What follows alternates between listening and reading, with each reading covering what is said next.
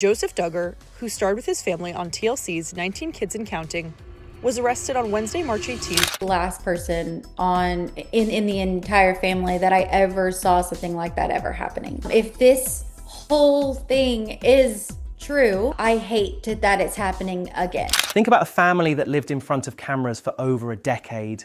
Think about a household where millions of people watch the children grow up, get married, have babies, and smile for TLC every single week. Now ask yourself one question: what were those cameras not allowed to see? Because here is what we know now. There were locks on the outside of children's bedroom doors in that house, not on the inside, the outside. And somebody put them there.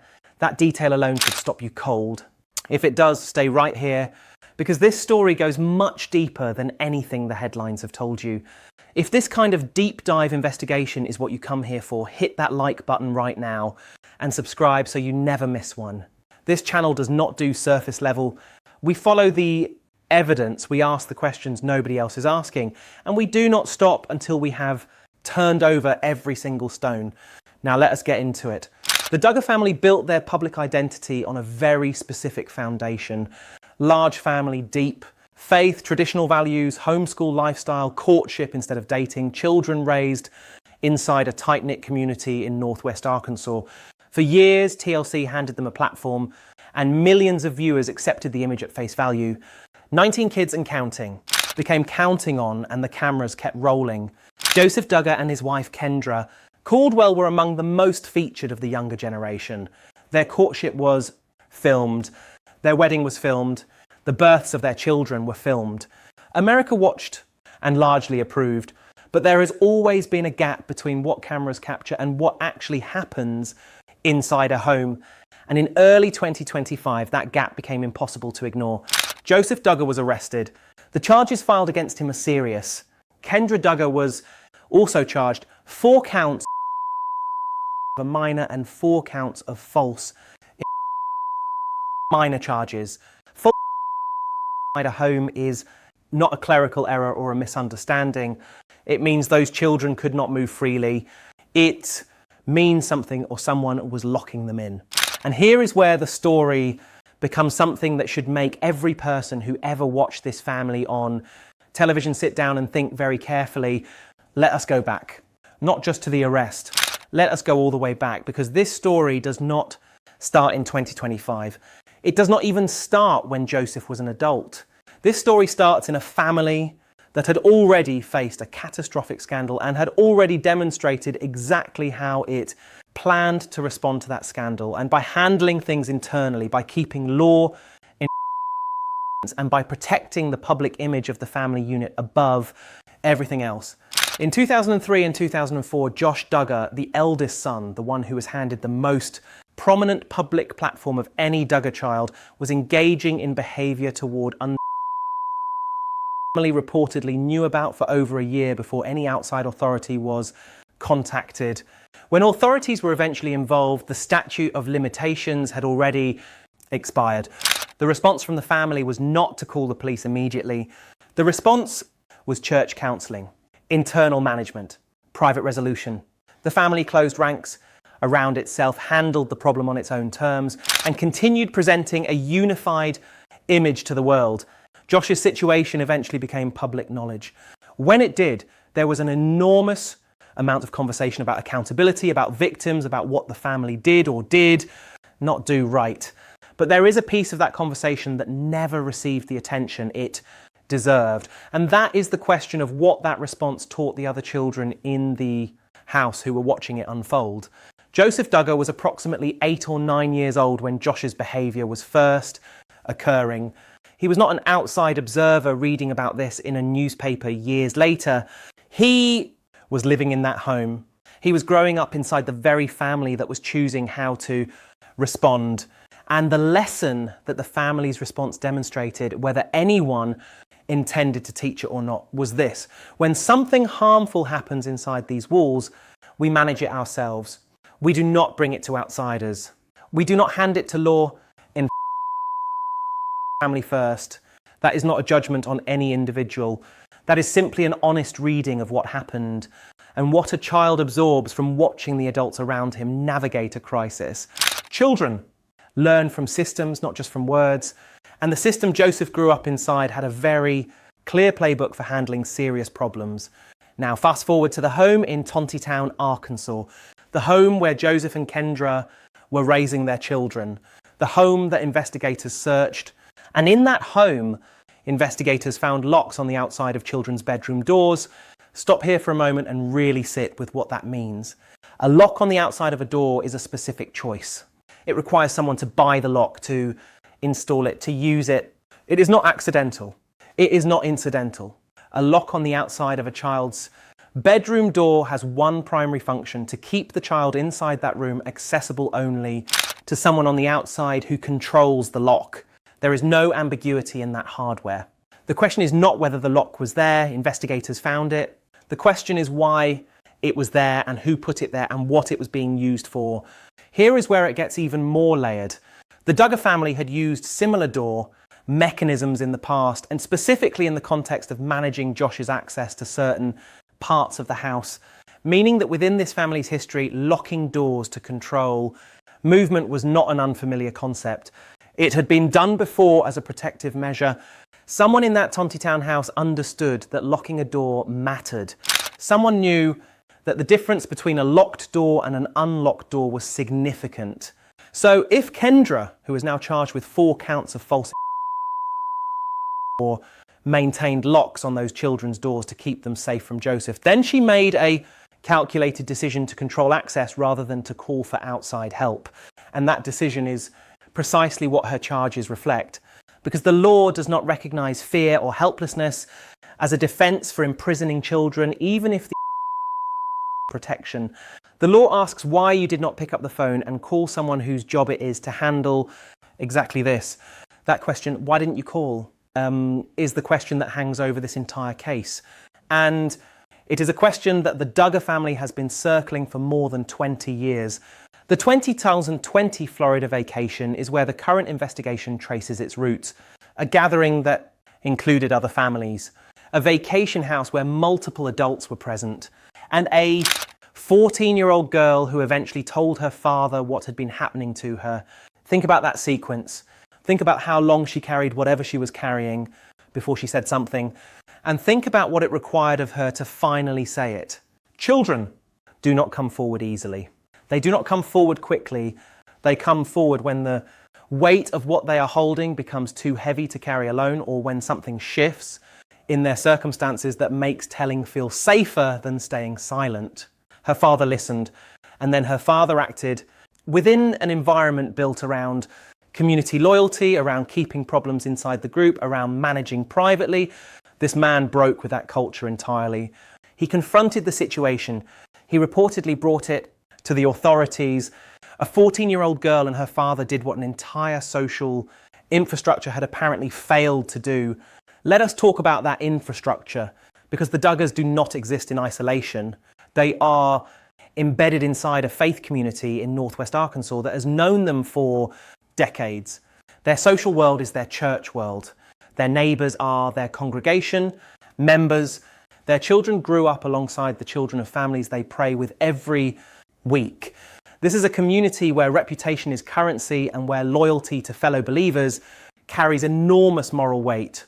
When a father in that community steps forward and says something is deeply wrong, he is not just making a legal decision, he is making a social and spiritual one.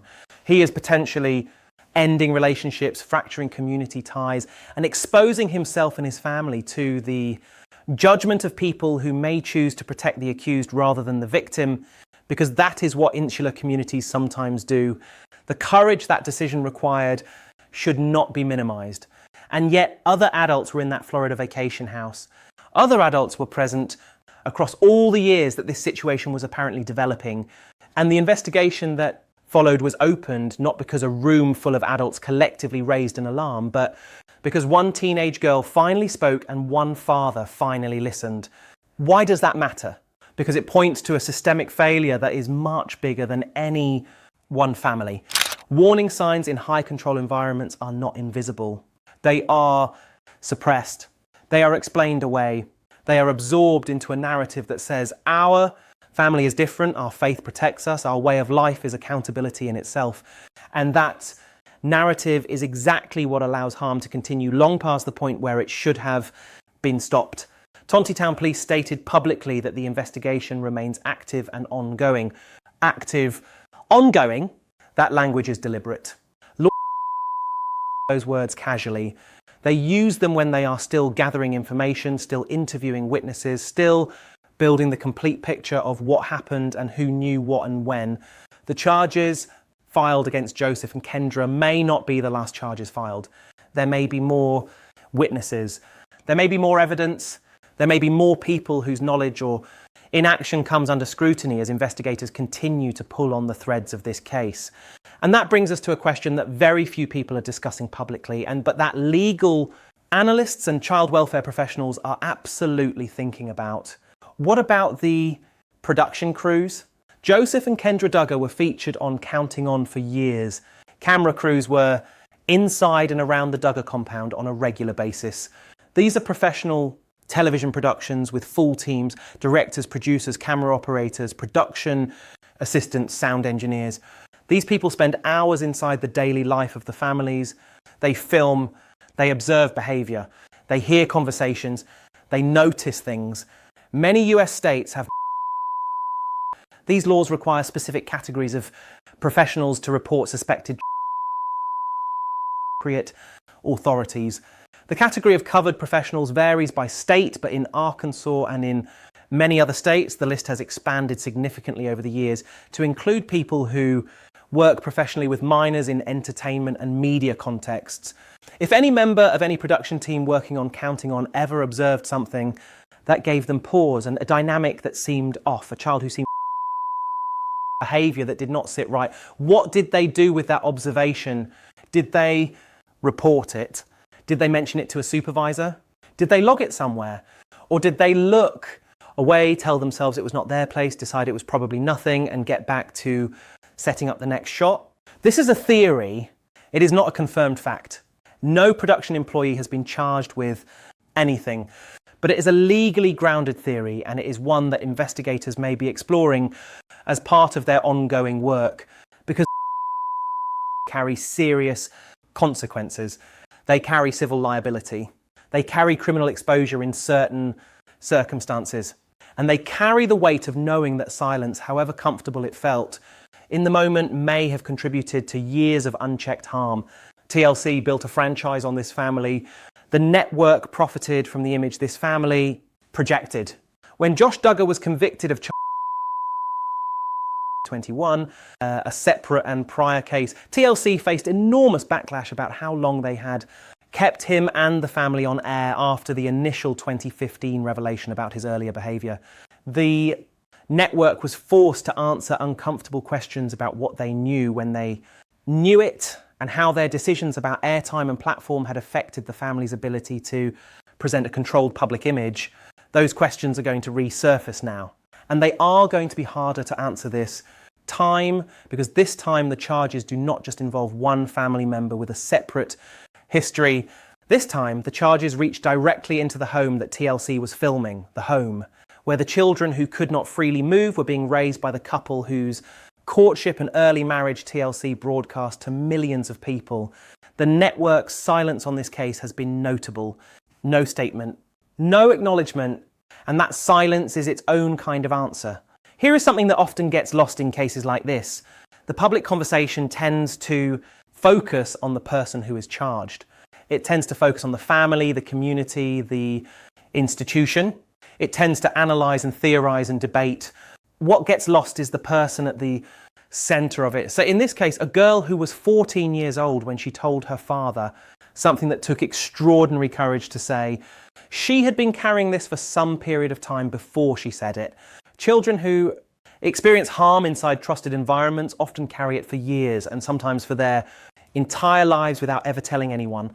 They carry it because they have been taught, explicitly or implicitly, that loyalty to the group matters more than their own experience. They carry it because they love people who are involved in the harm or who are complicit in the silence. They carry it because they are children inside systems that were not built to protect them, This girl spoke. And because she spoke, an investigation is open. And because an investigation is open, there is at least the possibility, not a certainty, but a possibility that accountability follows. Warning signs are only obvious in hindsight. That is always true. The neighbours who say they had a bad feeling but never said anything.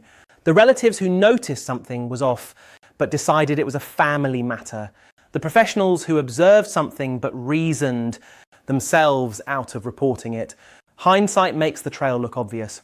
Looking back, it always seems like someone should have seen it sooner. But here is the thing about hindsight. It has a job to do. It teaches us what to look for next. Time. It identifies the patterns that keep repeating across different families, different communities, different faith environments, different institutions. It shows us where the system failed and where it needs to be different. And in this particular case, the trail of hindsight leads all the way back to 2003 through 2 decades of documented choices about how this family handled serious problems, through a decade of cameras and production crews and a network that profited from the image, through a vacation in 2020 and a teenager who finally said something to a door with a lock on the outside and a set of charges that are only the beginning of what investigators say is still an active and ongoing case. The red flags were there. Some of them were documented and public. Some of them were visible to anyone paying attention. Some of them were buried inside a community that is very good at keeping its internal affairs internal. The question this case forces us to ask is not whether the warning signs existed. We know they did. The question is what it costs, and specifically who it costs when the people who see those warning signs choose not to act on them. A 14-year-old girl paid that cost for longer than she should have had to, and the investigation that she set in motion by doing something that no adult in that environment had managed to do is still unfolding. Tontitown Police said it themselves. This is active. This is ongoing. More may come. Stay with this story, because what emerges from here could redefine the public conversation about this family, about the network that gave them their platform, and about the systems that allowed warning signs to go unaddressed for years. If you made it to the end of this, you already know this channel does not give you the easy version of these stories. We follow the thread wherever it leads, and we do not stop because it gets uncomfortable. That is the only way these conversations are worth having. Like this video, if it made you think, share it with someone who needs to understand how situations like this stay hidden for so long, because most people have no idea how these systems work until they are forced to. And subscribe right now, because the next one goes somewhere the internet is completely ignoring what TLC knew when they knew it, and what their years of silence on this case might actually cost them. You do not want to be late to that one.